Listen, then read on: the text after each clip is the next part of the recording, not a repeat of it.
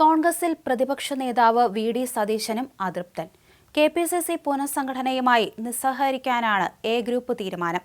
പരിഹാരമുണ്ടായില്ലെങ്കിൽ ലഭിച്ച സ്ഥാനങ്ങൾ ഏറ്റെടുക്കേണ്ടെന്ന ചിന്ത എ ഗ്രൂപ്പിലുണ്ട്. കടുത്ത നിലപാട് എടുക്കുമെന്ന് കോൺഗ്രസ് ഹൈക്കമാൻഡിനെ അവർ അറിയിച്ചിട്ടുണ്ട്. കെ മുരളീധരൻ, ചാണ്ടി ഉമ്മൻ എന്നിവരുമായി ബന്ധപ്പെട്ട് ഉയർന്ന പരാതികൾക്ക് പുറമെയാണ് ഇത്. പ്രതിപക്ഷ നേതാവ് വി.ഡി. സതീശനും പട്ടികയിൽ തൃപ്തനല്ല.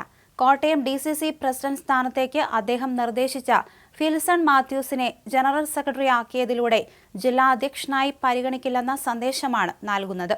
തന്റെ നിർദ്ദേശങ്ങൾ അവഗണിച്ചുവെന്ന തോന്നൽ സതീശനുണ്ട്. വിവിധ സഭാവിഭാഗങ്ങളും പരാതി ഉയർത്തിയിട്ടുണ്ട്. ഈ ഒരു സാഹചര്യത്തിൽ ഹൈക്കമാൻഡ് നിർണായക തീരുമാനങ്ങളെടുക്കും. കെ.പി.സി.സി. സെക്രട്ടറിയായി കൂടുതൽ പേരെ ഉൾപ്പെടുത്തും.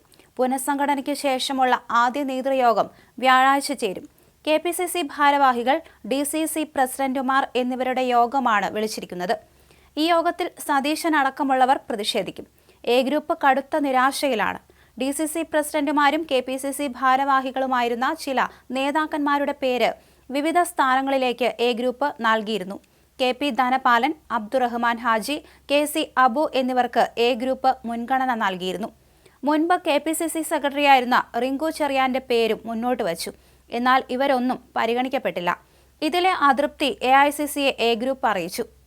ഉമ്മൻചാണ്ടിയുടെ വിയോഗശേഷം എ ഗ്രൂപ്പിനെ തടയുന്നു.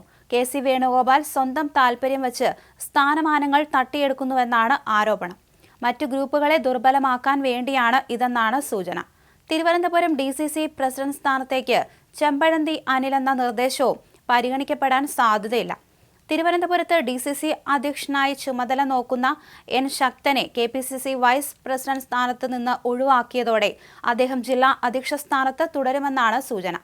കെ മുരളീധരൻ ജനറൽ സെക്രട്ടറി സ്ഥാനത്തേക്ക് നിർദ്ദേശിച്ച ന്യൂനപക്ഷ സെൽ വൈസ് ചെയർമാൻ കെ.പി. ഹാരിസിന്റെ പേരും പരിഗണിക്കപ്പെട്ടില്ല. ജനറൽ സെക്രട്ടറിയായിരുന്ന മരിയാപുരം ശ്രീകുമാറിനെ ഒഴിവാക്കുകയും ചെയ്തു.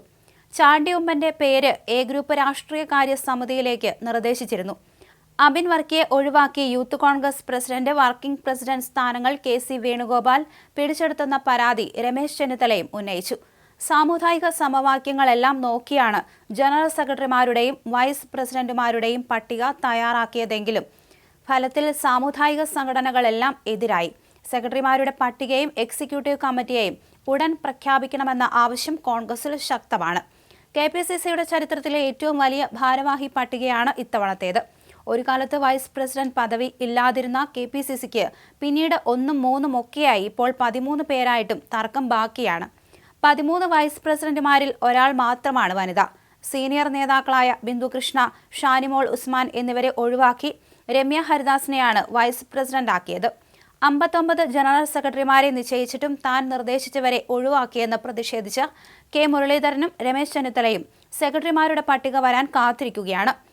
80 പേര് ഉൾക്കൊള്ളുന്ന സെക്രട്ടറിമാരുടെ പട്ടിക തയ്യാറായിരുന്നു. എന്നാൽ ജനറൽ സെക്രട്ടറിമാരുടെ എണ്ണം 59 ആയതോടെ സെക്രട്ടറിമാരുടെ എണ്ണം 118 എങ്കിലും ആക്കേണ്ടതുണ്ട് എന്നതിനാൽ ഇത് പരസ്യപ്പെടുത്തുന്നത് നീട്ടിവയ്ക്കുകയായിരുന്നു.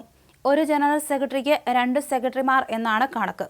വ്യാഴാഴ്ച ചേരുന്ന ഭാരവാഹി യോഗത്തിലേക്ക് രാഷ്ട്രീയകാര്യ സമിതി അംഗങ്ങളെ വിളിച്ചിട്ടില്ല.